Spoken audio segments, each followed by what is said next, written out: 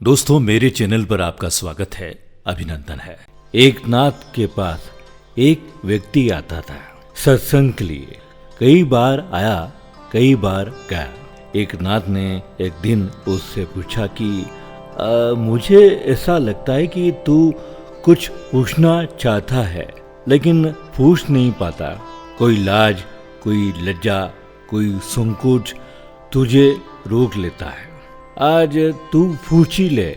आज यहाँ पर कोई नहीं है और सुबह सुबह आ गया है जल्दी, तो पूछ ले। उस व्यक्ति ने कहा, आपने गुरुजी आपने पहचाना तो ठीक, पूछना तो मैं चाहता हूँ। एक छोटी सी बात है और संकोचवश मैं पूछता हूँ। वो बात है कि आप भी मनुष्य जैसे मनुष्य हैं, हमारे ही जैसे हड्डी मांस मज्जा के बने हैं। आपके जीवन में कभी पद की, प्रतिष्ठा की कामना नहीं उठती? आपके जीवन में कभी लोभ की, क्रोध की अग्नि नहीं भड़कती? आपके जीवन में कभी काम की, माया की वासनाएं नहीं उठती? बस यही पूछना चाहता हूँ। आप इतने पवित्र मालूम होते हो, इतने निर्दोष, जैसे सुबह सुबह खिला हुआ फूल ताज़ा होता है, ऐसे आप ताज़े लगते हो। जैसे सुबह सुबह सूरज की किरणों में चमकती ओस, ऐसे आप निर्दोष लगते हो। इसलिए पूछने से डरता हूँ, मगर ये भी संकोच तोड़ना ही पड़ेगा, पूछना ही पड़ेगा। बिना पूछे मैं नहीं रह सकता। मेरी नींद हराम हो गई है। ये प्रश्न मेरे मन में गूंजता ही रहता है। ये भी शंका उठती है, संदेह उठता है कि हो सकता है कि ये सब निर्दोषता ऊपर ऊपर से हो और भीतर वही सब कूड़ा करकट भरा हो जो मेरे और हम सब के भीतर होता है। एक नाथ ने उसकी बात सब सुनी और कहा कि तेरा प्रश्न सार्थक है, लेकिन इसके पहले कि मैं उत्तर दूं, एक और जरूरी बात मैं तुम्हें बताना चाहता हूं। कहीं ऐसा न हो कि उत्तर देने में वो जरूरी बात बताना मैं भूल जाऊं। तू जब बात कर रहा था ना, तो मैंने तेरा हाथ देख लिया था। मेरी नजर तेरे हाथ पर, तेरी रेखाओं पर पड़ी और मैंने देखा कि तेरी उम्र की रेखा समाप्त हो गई है और 7 दिन के भीतर तू मर जाएगा। हाँ, अब तेरे प्रश्न का जवाब। वो आदमी उठकर खड़ा हो गया। उसके पैर डगमगा गए, उसकी छाती धड़क गई, सांसें रुक गई होगी। एक क्षण को हृदय ने धड़कना बंद ही कर दिया हो। उसने घबराते हुए कहा, मुझे कुछ नहीं पूछना, मुझे मेरे घर जाना है। एक नाथ ने कहा, अरे अभी नहीं मरना है, 7 दिन जिंदा रहना है, अभी बहुत देर है, 7 दिन में घर पहुंच जाएगा तू। अरे अपना प्रश्न पूछ और उसका उत्तर तो ले जा। उसने कहा, भाड़ में जाए मेरा प्रश्न और भाड़ में जाए उत्तर। मुझे न प्रश्न से मतलब है न उत्तर से। तुम जानो, मैं चला घर। जवान आदमी था। अभी जब मंदिर की सीढ़ियां चढ़ रहा था तो उसके पुरों में बल था। अब जब लौट रहा है तो दीवाल का सहारा लेकर उतर रहा था। हाथ पैर कांप रहे थे, आंखें धुंधली हो रही थी। 7 दिन, बस एक नाथ की बात पर संदेह नहीं किया जा सकता। ये आदमी कभी झूठ नहीं बोलता है। आज क्यों बोलेगा? बार बार वो अपना हाथ देखता था। भागा जोर से घर की तरफ। रास्ते में कौन मिला, किसने जयराम जी की, किसने नहीं की, कुछ समझ नहीं आया। धुआं धुआं छाया था। 7 दिन बाद मौत हो तो आई गई मौत। 7 दिन में देर कितनी लगी, ये दिन आए और ये दिन गए। यही वो सोचने लगा था। घर पहुंचा, बिस्तर से लग गया। पत्नी बच्चे ने पूछा, क्या हुआ?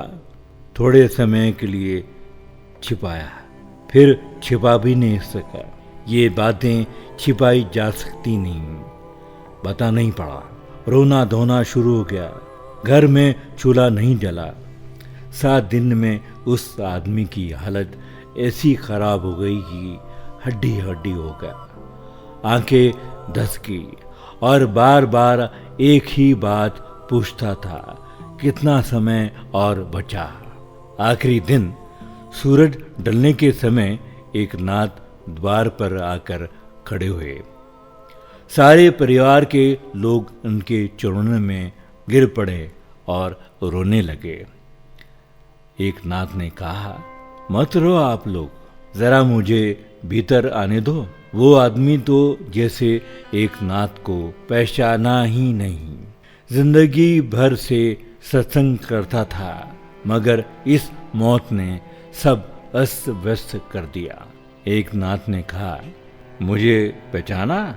मैं एक नाथ हूँ। उस आदमी ने आंखें खोली और कहा, हाँ, कुछ कुछ याद आती है। आप कैसे आए? किस लिए आए? एक नाथ ने कहा, ये पूछने आया, 7 दिन में पाप का कोई विचार उठा? काम, क्रोध, लोभ, मोह 7 दिन में कोई लपटे उठी? उस आदमी ने कहा, आप भी क्या मजाक करते हैं? मौत सामने खड़ी हो तो जगह कहाँ की काम उठे, लोभ उठे, क्रोध उठे, मोह उठे। जिनसे झगड़ा था उनसे माफी मांग ली। जिन पर मुकदमे चला रहा था उनसे क्षमा मांग ली। अब क्या शत्रुता, जब मौत ही आ गई है तो किससे शत्रु भाव? 7 दिन में ख्याल ही नहीं आया कि पैसे जोड़ना है।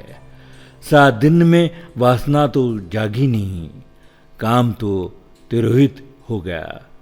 ऐसा अंधकार छाया था चारों तरफ। मौत ऐसी भयभीत कर रही थी कि आप भी क्या सवाल पूछते हैं? ये कोई सवाल है क्या? एक नाथ ने कहा, उठो, अभी तुझे मरना नहीं है।